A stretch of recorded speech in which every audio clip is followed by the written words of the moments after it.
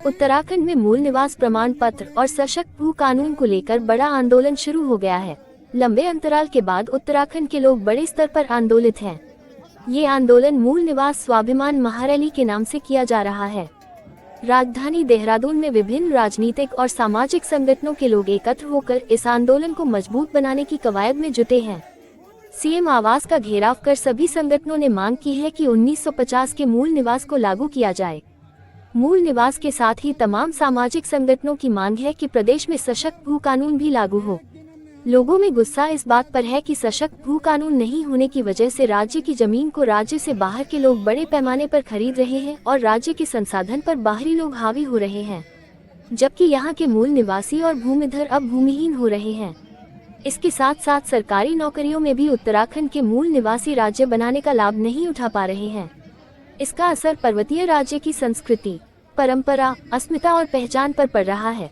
आपको बता दें कि उत्तराखंड एकमात्र हिमालयी राज्य है जहां राज्य के बाहर के लोग पर्वतीय क्षेत्रों की कृषि भूमि गैर कृषि उद्देश्यों के लिए खरीद सकते हैं। वर्ष 2000 में राज्य बनने के बाद से अब तक भूमि से जुड़े कानून में कई बदलाव किए गए हैं और उद्योगों का हवाला देकर भू खरीद प्रक्रिया को आसान बनाया गया है।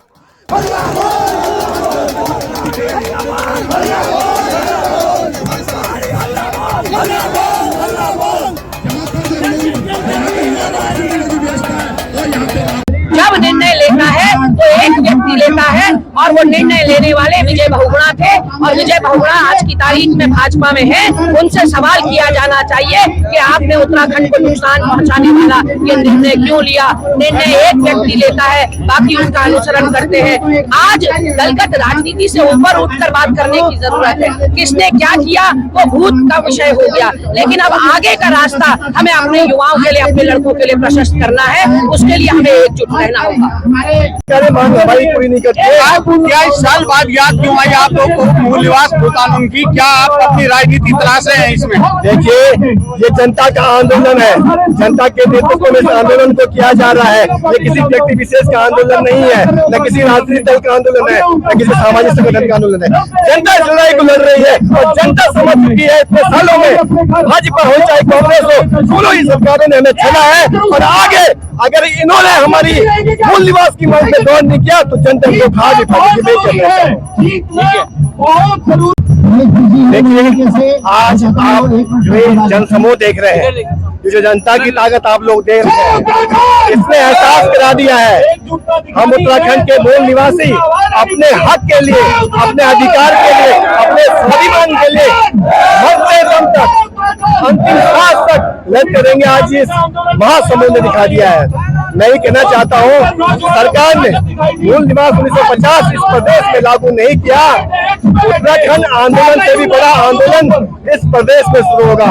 हमारी सरकारें हमारे आत्मसम्मान को ठेस पहुंचा रही है, हमारे स्वाभिमान के साथ विवाद कर रही है, हमारी सांस्कृतिक पहचान को हमारी सरकारों ने खतरे में डाल दिया है। आज हमारे युवाओं के पास रोजगार नहीं है और बाहरी प्रदेशों के लोगों को इस प्रदेश में रोजगार नौकरियां दी जा रही है।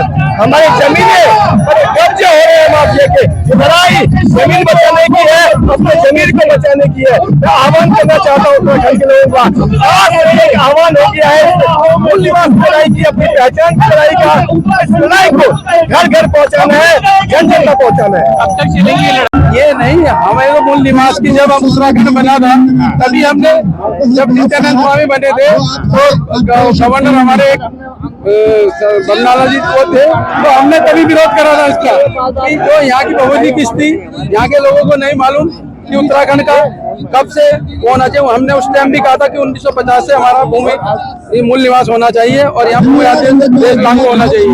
उसके बाद कुछ समय तक, जब शुरू में नित्यानंद स्वामी के टाइम पे मूल निवास का जो अप्लीमेंट कार्ड बनते हैं सब जगह लगाए, उसके बाद सरकारों ने आके उसके बाद सबको इसका हटा के और यहाँ बाहर के लोगों को आके हमारे जो मूल निवास को खत्म कर दिया गया। क्योंकि हमें भी अस्थायी निवास है और वो भी जो 15 साल से अब रह रहे हैं वो भी अस्थायी निवास है।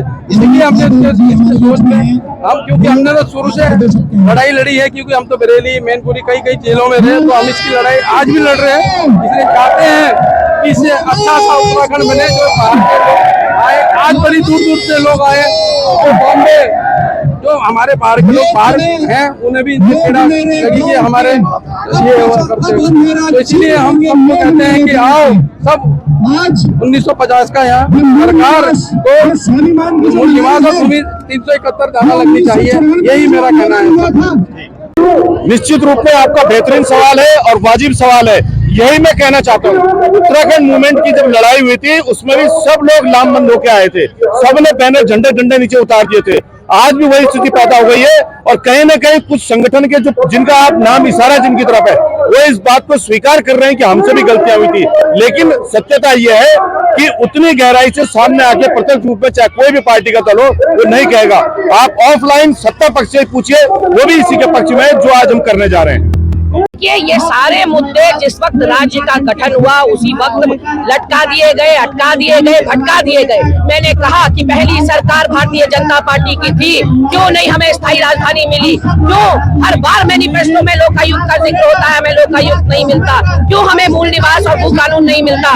उसका कारण देखिए कि 2013 में आज जितने भी देश में फैसले हैं ये आप मानते होंगे कि मोदी और शाह वो फैसले ले रहे हैं। भारतीय जनता पार्टी के बाकी नेताओं और कार्यकर्ताओं की क्या औकात? वही हालत 2013 में थी जब डेंट इस पूरे कानून को पहुंचाकर विजय बहुगुणा ने एक ऐसे एग्जीक्यूटिव ऑर्डर लाया जिसने पूरे 1950 के प्रेसिडेंशियल नोटिफिकेशन को धत्ता बता दिया, जिसको नलिफाई कर दिया, नल एंड वॉइड कर दिया। तो अगर दोषी है तो उस व्यक्ति को चिन्हित होना चाहिए। उत्तराखंड के कौन वो लोग हैं जो आत्मघाती कदम उठा रहे हैं? कौन कुठाराघात कर रहा है? कौन उत्तराखंड की पीठ पर छुरा भोंक रहा है? उन लोगों को चिन्हित करने की आज जरूरत है। उत्तराखंड वासियों का आह्वान करना चाहती हूँ कि निश्चित रूप से जो आपने आज एकजुटता दिखाई है वो अतुलनीय है, अभूतपूर्व है, जिसके लिए आप बधाई के पात्र हैं। इस पूरे अभियान की ताकत आम जनता। मैं उत्तराखंड राज्य आंदोलनकारी मंच की बात करूं, राज्य बनने के बाद 2 साल बाद जब संस्था का गठन हुआ तब से लगातार, और ये आंदोलनकारी मंच का ही दबाव है जो नरेंद्र तिवारी जी से लेके तमाम लोगों को लेके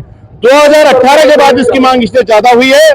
2012 में माननीय विजय बहुगुणा जी ने जिस प्रकार से उनके शासनकाल में इसमें जो झोल पैदा हुआ और उस झोल में न्याय की जो राय थी न्याय विभाग की उसको इग्नोर कर दिया गया, आज उसका खामियाजा धामी जी को भुगतना पड़ रहा है, इस सरकार को भुगतना पड़ रहा है। और कुछ अधिकारियों कुछ कर्मचारियों की वजह से सरकारों की किरकिरी होती है। लेकिन आप खुद सोचिए, तमिलनाडु, आगरा, पंजाब, किसी भी राज्य में आप चले जाइए, सबका अपना एक पैटर्न बना हुआ है, सबकी अपनी व्यवस्थाएं बनी हुई है। केवल उत्तराखंड को छोड़ के यहाँ केवल प्रयोगशाला बना के रख दिया है। आपको नहीं लग रही है लड़ाई?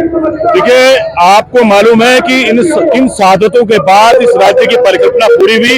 हम लोग सीमांत प्रदेश के लोग हैं, बिल्कुल विभिन्न परिस्थितियों के लोग हैं, हिमालय राज्य के वासी हैं, तो निश्चित रूप में मूल निवास और भू कानून को लेके जिस प्रकार से प्रदेश के अंदर एक लामबंदी हुई है उसको लेके आज पूरा एक बार बड़ा आगाज होने जा रहा है। उत्तराखंड राज्य आंदोलनकारी मंच लगातार इस बात को लेकर रहा है कि राज्य बिल्कुल जो है सीमांत प्रदेश है, और माननीय मुख्यमंत्री ने जिस प्रकार से पहला कदम इस बात को स्वीकार किया कि मूल निवास नाम की कोई चीज थी उसको बहाली के लिए उन्होंने कहा है कि वो चलेगा।